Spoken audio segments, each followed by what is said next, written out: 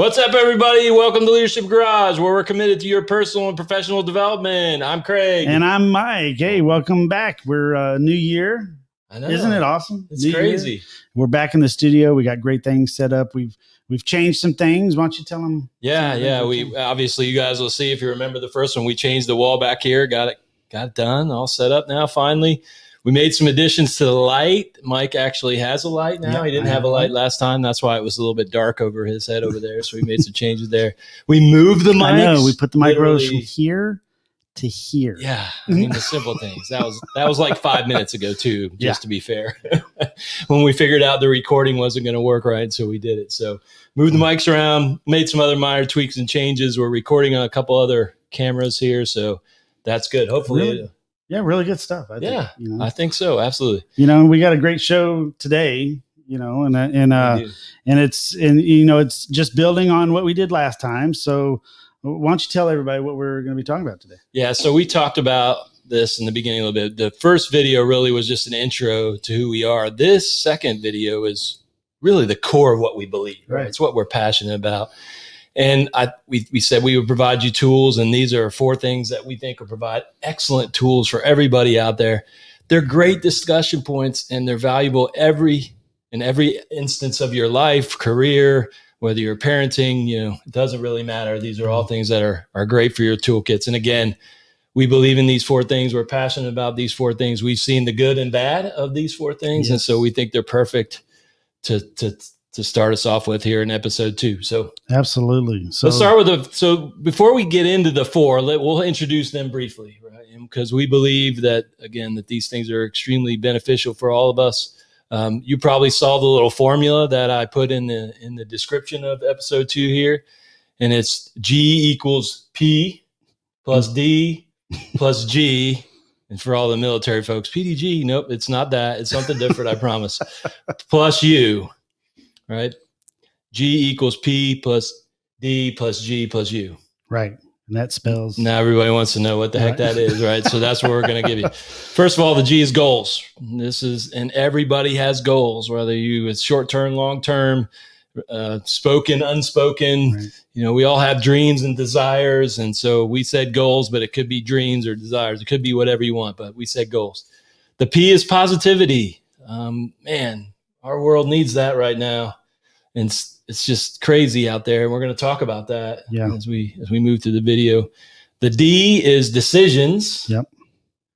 And some of these seem so basic, but I promise you, as we get talking about them, it's really crucial part of the process. A G is giving. Yep. Obviously, coming from 2 previous first sergeants, it's really, really important. And we found the benefits in giving. And so we want to talk about that.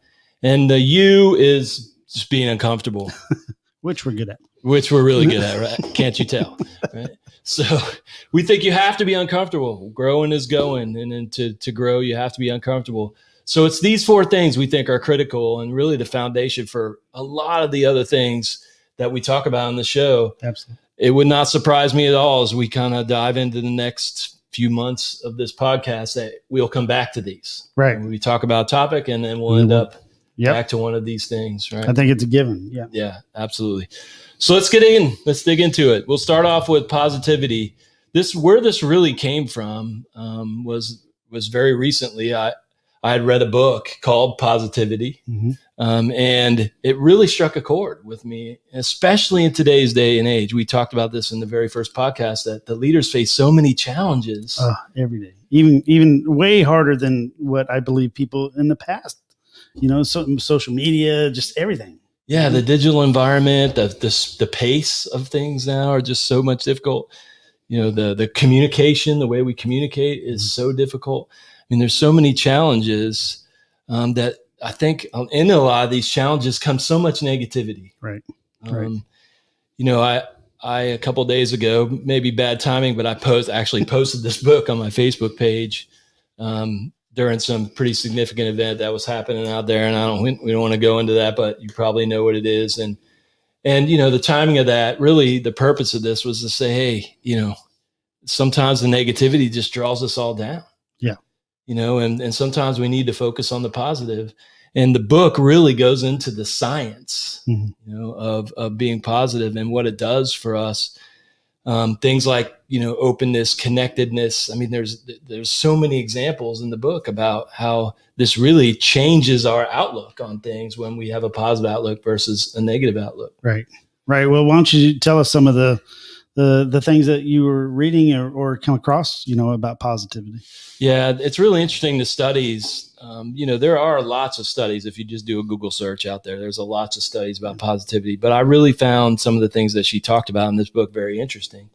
How they've taken folks with severe PTSD, they've taken folks with severe depression and anxiety, and not just, kind of took them out of that funk. And that doesn't mean that it's a replacement necessarily for a clinical diagnosis that requires medication, those kind of things. Right. But there is some evidence that says that your mindset, your positive mindset, can change of how those things impact you, right? It doesn't mean you don't have them still, but it changes how they impact you. And so she goes through some of these examples. One of the key things I think that she talked about, and I see a lot, in our first sergeant days, when we'd have that person sitting across our desk, the only thing they can think of is the set of circumstances, right? And it's really tough. Some of those were really tough. Some of them were out of their control, some of them within their control. But every day was always focused on that. Right. And the thing that they found in these studies was the positivity actually opened the aperture. Right? It allowed them to see more. And that's really important, because if all you're focused on is that thing, right, and you don't see a lot of the blessings and the things that you have in your life, the great friends, the teachers, the parents, the career, it's really, you lose those things. Right, you get tunnel vision. Yeah. Right? You lose those things, and then it gets really hard. It's almost you start this downward spiral, and it becomes really difficult to come out. The further down you go, right, the more difficult it comes out. Right. And then when you're down like that, it's not just harder to get out, but the people that are surrounding you, it's hard for them to be a part of it because they don't want to be around it. Right. That's exactly right. That brings up a good point. And Kristen Christie, if you're out there, this is a shout out for you. One of the most amazing people I've ever met is Kristen.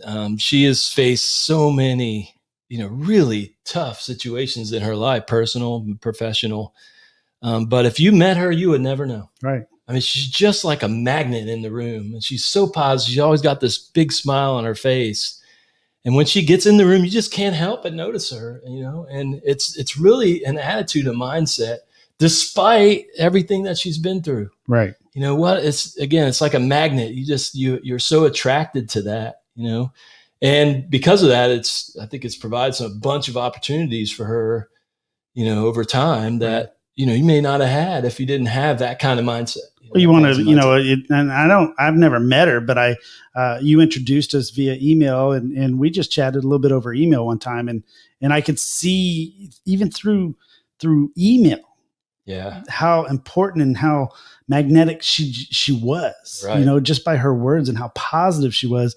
And by the way you talked to her and the way she responded to me, it made me want to be around her. Yeah. It made me want to be a part of her life. Yeah. And actually in the book, they talk about how this positivity can create upward spirals, a lot like, having, negativity. We'll call them negative. Sometimes you don't control those negative emotions, right? I mean, things happen to us that aren't in our control. And so we all have those negative emotions, but it can create a downward spiral, just like positivity can create an upward spiral. And if you look at Kristen's journey, and her ability to be able to control that and provide that upward, and now she's just doing so well. And it's so inspirational to see everything she's been through, but then come through it all and then be so successful. It's just, again, I don't know too many people in my life that are more inspirational than her because of that one trait. And she does a lot of great things. She's super skilled and very intelligent. But that one thing, I think I look at that one thing and go, wow, that's just crazy. And how important is that as a leader? Right. That positivity, using it to create a network, and as a leader, that's important to be able to use, because like you said, like we were just talking, we want to be around her.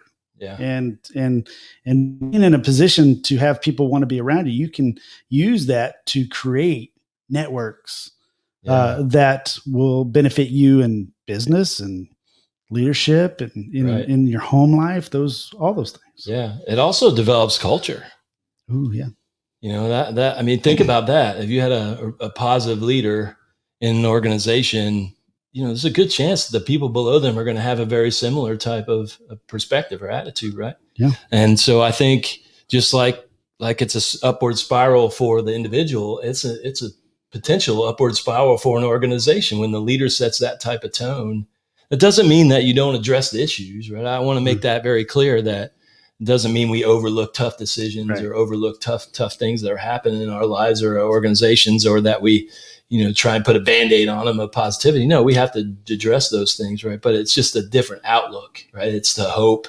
We had our hats on last time. It's the hope. It's the feeling. It's the belief that this is all temporary and there's a better, you know, outcome on the other side. Well, let's talk about that for a second, because, you know, we were mentioning this perspective, or this positive perspective. How does that handle resilience? How does that affect resilience? I think it's huge. I mean, I think it's the key factor. You know, we talked about the impacts, the difficulties that leaders face, you know, every day. And actually it's difficulties that everybody faces now every day. And I just had a great conversation with a good friend about, you know, the impacts of social media. And we talked about the Netflix documentary, The Social Dilemma. Yeah. Which I think is super scary. Yeah. So if you haven't seen The Social Dilemma, you know, do yourself a favor and go watch it.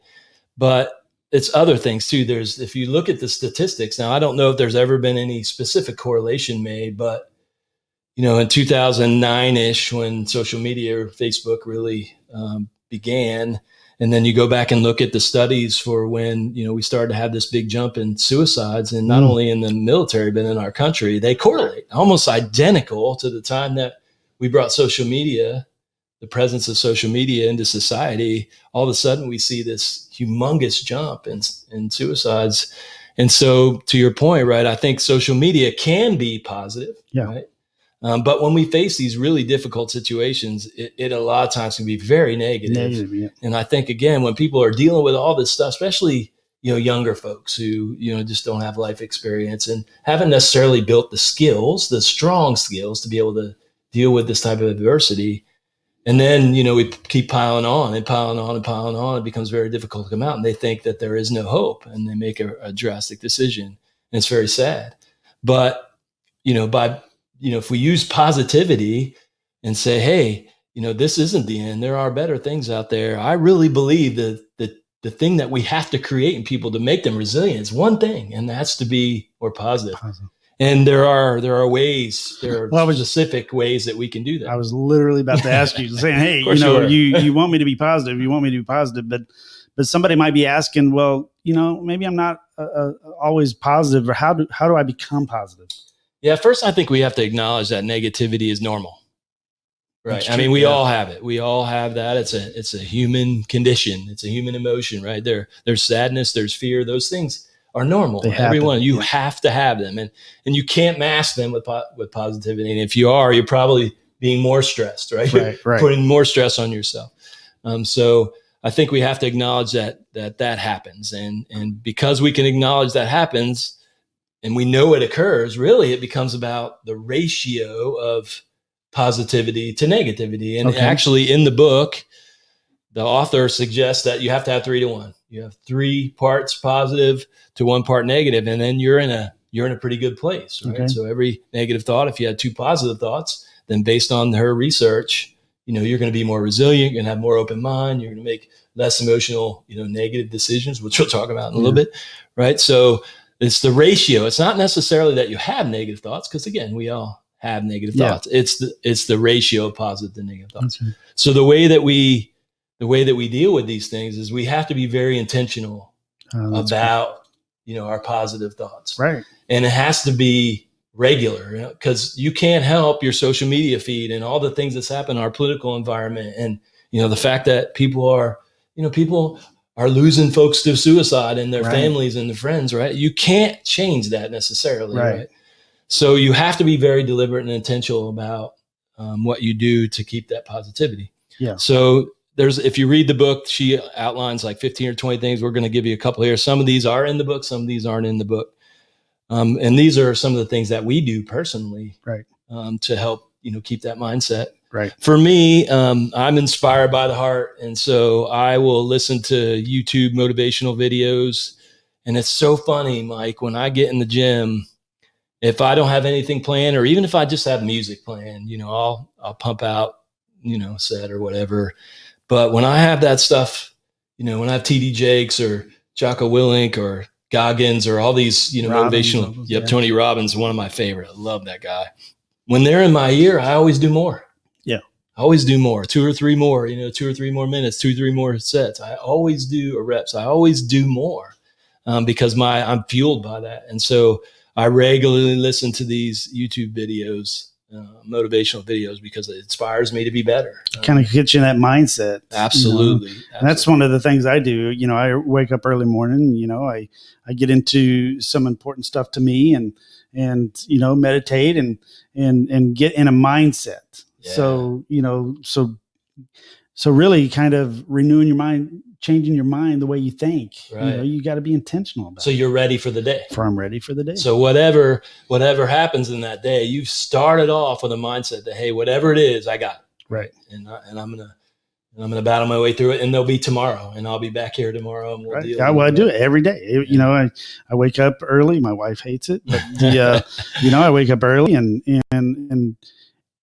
I don't always want to. Yeah. But I feel that I have to. Right. And so that's important about the intentional. Yeah, very good.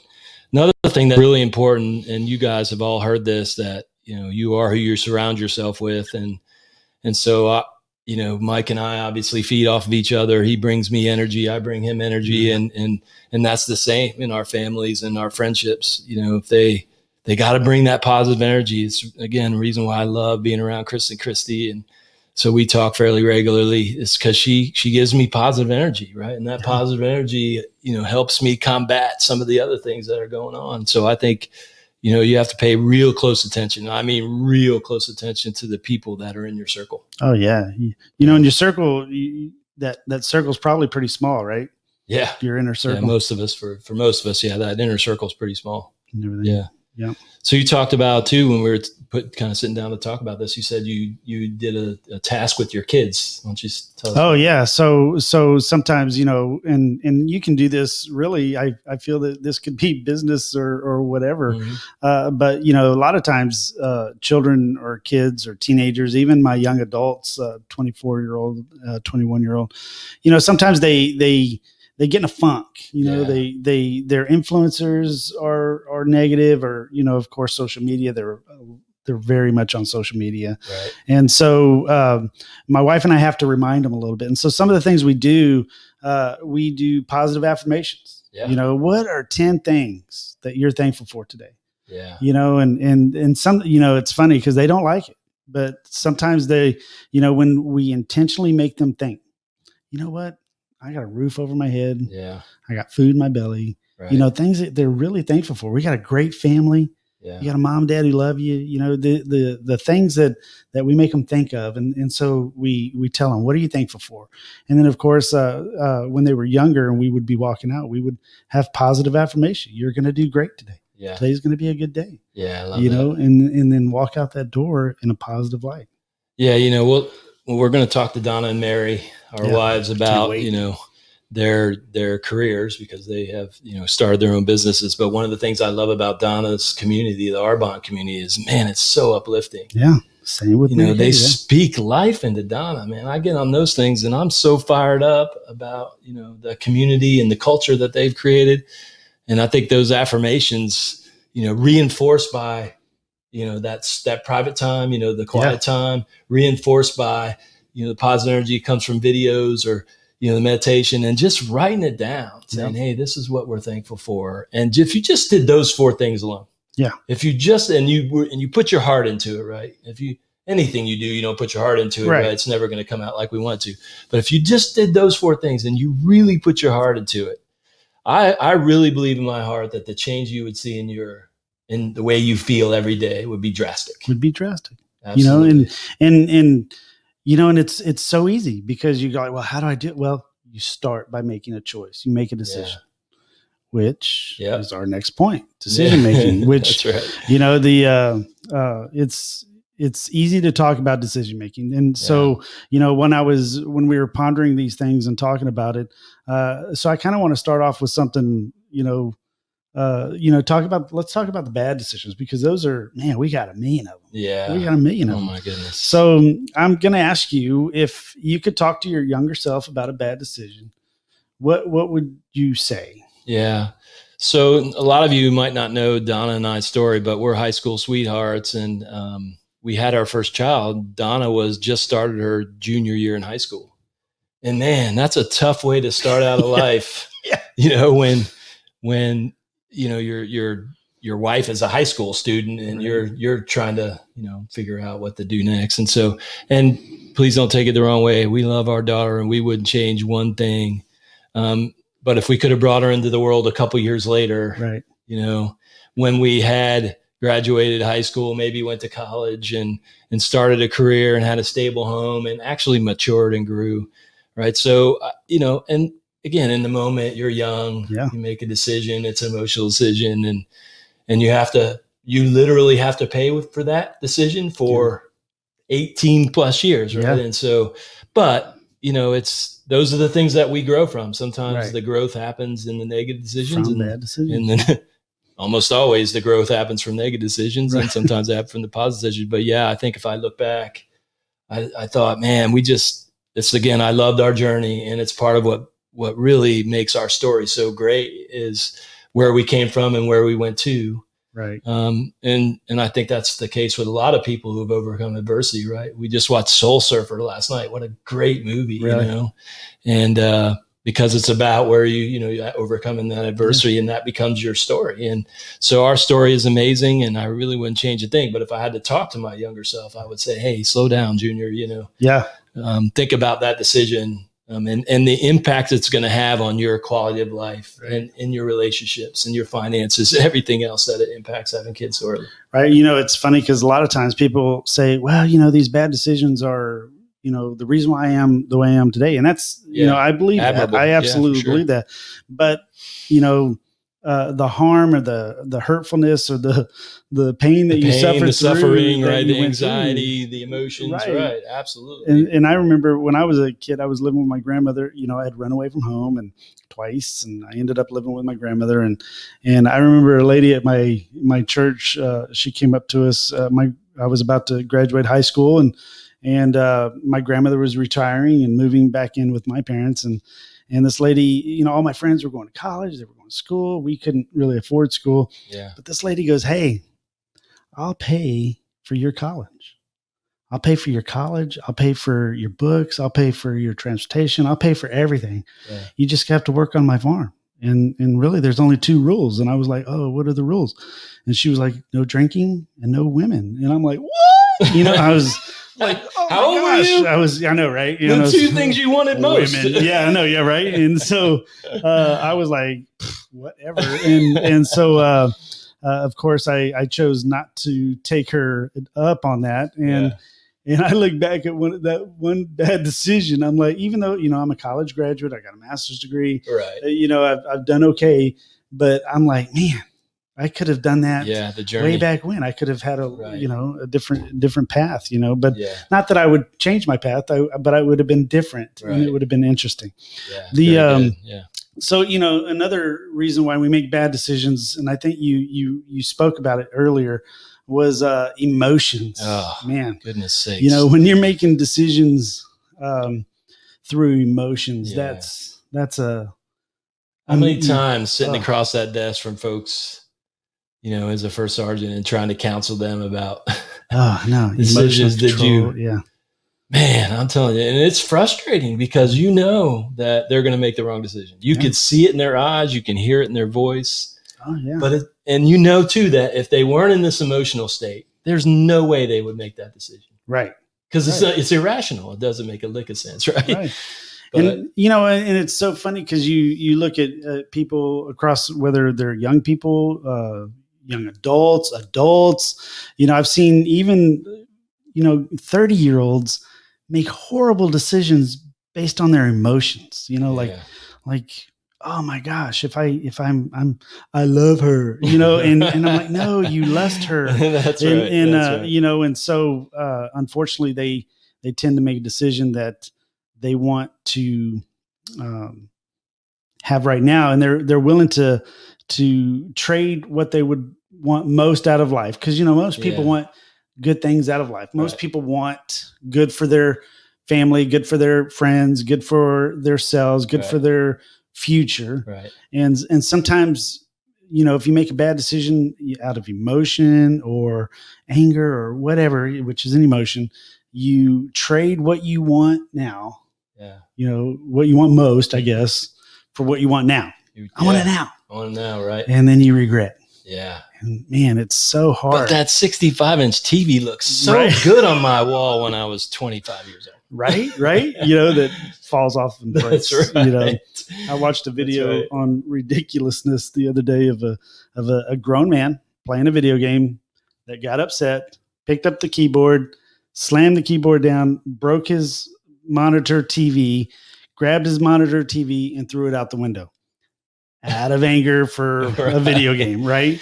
And so a decision making, poor decision, altering, in some of these decisions, like in that decision, I'm sure he just upset his mother that he probably lived with. But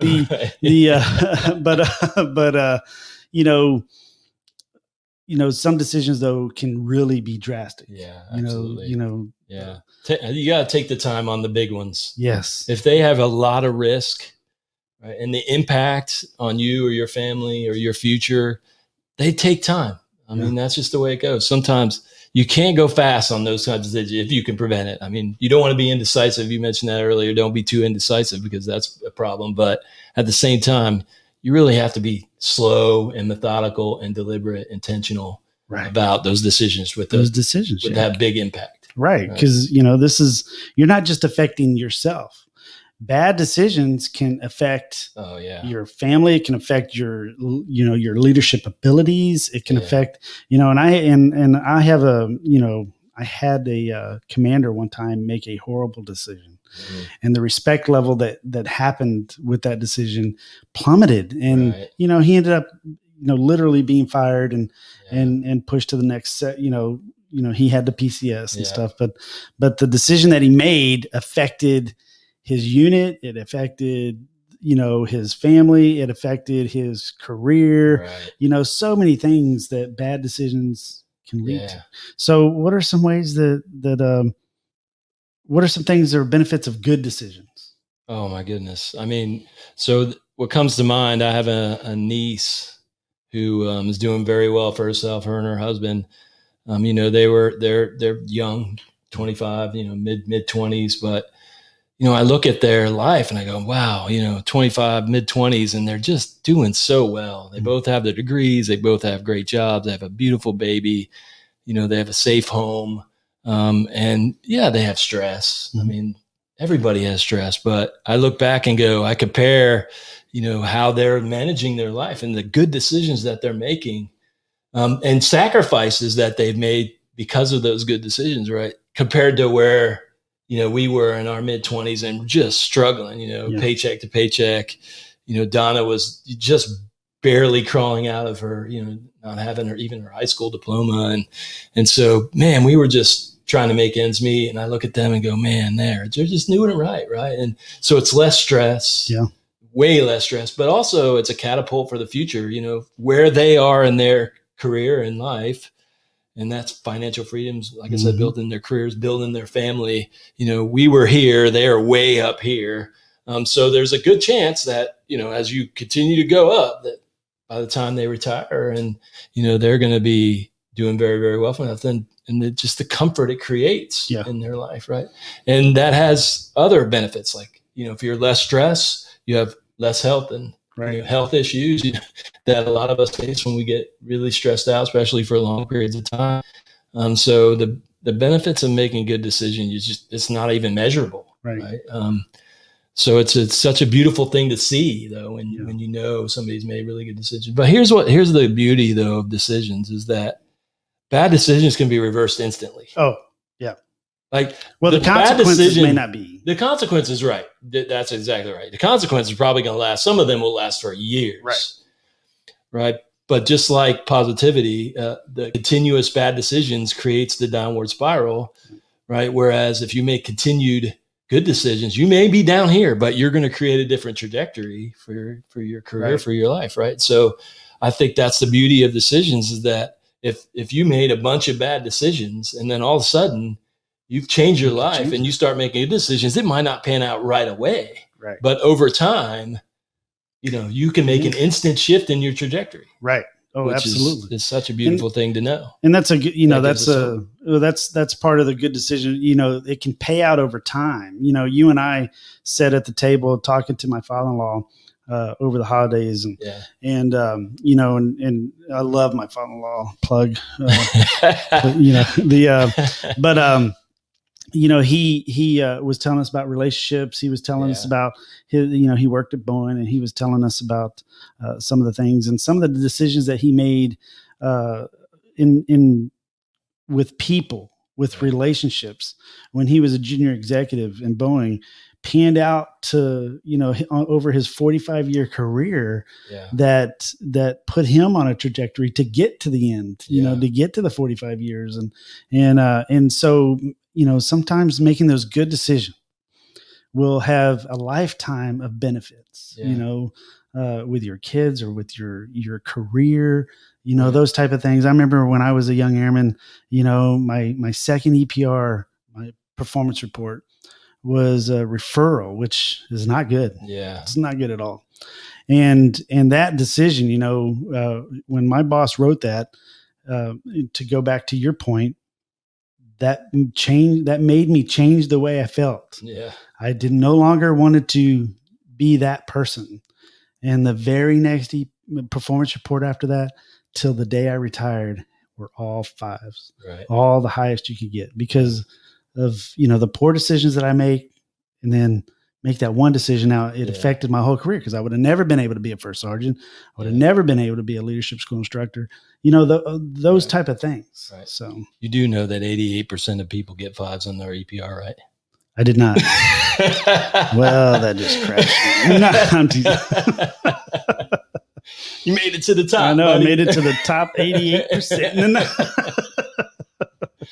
And of course, of course, good decision making helps, and it benefits others. When you're making good decisions, and especially like, I'm just going to use us as an example. You're part of an inner circle that I have, that I keep as a small, but when you're making good decisions, that's as a person who is there to lift you up, and a person who is there to help you succeed. That helps me have trust in you. That helps me know that you're in it for my benefit. I'm in it for your benefit. And as a leader, because, this is what we're building is something special, and it helps us to get to the next level when both of us are making good, wise decisions. Decisions are tough, though. They're complicated, right? Some of them are hard. You don't feel like you have enough information. It's not clear. Leaders have to go. They have to make decisions. You just have to weigh the risk and the impact. I think those are key, risk and impact when you make decisions. And of course, you have to figure safety and security and all those things. So making decisions is extremely complex. Well, that brings me up. What are some of the reasons that people make bad decisions, you think? Well, you mentioned a couple of them, right? Emotions. Emotions. I think it's a big one. Peer influence. Folks. Remember when you really cared what people thought about you, and how many bad decisions came out of that? I think today's day and age, misinformation, right? Where do you go to get information? And how do you know it's accurate? Right. I mean, it's so difficult, because really it's hard to judge whether the information you have is even accurate, right? Unless you know that source and it's extremely reliable. But how do we even define reliable? It's so difficult to find that information today. And I think that's really difficult for leaders to manage. And so, this process is this leadership decision matrix, right? If you had one, would be, 4 miles wide and 10 miles long, to try and check everything and try and make the perfect decision. So, but there are guides. Yeah. Right. There are guides. We talked about, doing a pros and cons list. Right. You sat down and said, what's the pro of doing this decision and what's the con? Well, if I look back, 30 years and go, well, I wanted to buy that car. Yeah. The only pro is I got what I want. Yeah. I got the car. I got what I want. All the cons were terrible, right? It's terrible. Waste your finances. It takes away from your savings. You can't invest like you want to invest. It's 2 years worth of payments. It's, $15,000 or, of total, but 4,000 more in interest. I mean, there's so many cons to that decision. Really, the only pro was I wanted it, And so I think doing the pros and cons, and if you're truly honest with yourself when you do that, I think that's in a lot of cases you'll see. Well, like you said, and I think when we were talking about this earlier, not only do the pros and cons, but don't do it in your head. Yeah, that's a good point. Because you can talk yourself real easy out of the pro or con, and being honest with yourself. That's very, very difficult. And we kind of even said, mentors, because there are decisions that I pass through you. Say, hey, what do you think about this? Or, and when my father was alive, I used to call him and say, Dad, this is what I was thinking. So I think it's important to contact or people and mentors and that people you trust that and bounce those things off of them to be able to make a wise decision. Or just listen to people who have your best interest at heart, right? Yeah. How many times did we not listen to our parents? Yeah. Oh. Our parents just wanted us to be happy and grow and develop and have it better than they did. So they gave us advice, years of sage advice, right? Based on wisdom and experience. And we just disregarded it, right? I think if we look at decisions and somebody tells us that we, have our best interest at heart, and they say, hey, I don't know if that's a good idea, and we do it anyway, probably a bad decision. Yeah. Yeah. So, and looking at, and so the mentors, the parents, the people that have your best interest, the pros and the con list, the not lying to yourself, because that's really what it is. Whenever you're not honest with yourself, you're lying. Yeah. And so, but I think, kind of like what I use past experiences. I think both of us, that's what I think we work pretty well together, is that we had some rough days in our life, absolutely. And kind of looking back over those days, I look at them and I say, I made that decision and that was the outcome. And so I'm looking at my past experience and I'm thinking, now I want to know, and then I might be in a circumstance. Yeah. And I'm thinking, well, from that past experience and the circumstance I am now, what will get me to an area that I'm satisfied with or that's good. Yeah. And so it's important to recognize or to remember, man, this is my past experience. This is what the decision I made, is that the wise thing to do in the future? You're like a gambler when you don't, right? All right. That won't happen again. Right. Bam! It did it again. Dang. I know. What is wrong? Fool me once, right? Yeah. What is it, George? But fool me once, fool me. That's right. Exactly. But yeah, I think I think for a leader, making good decisions gives you credibility, street cred.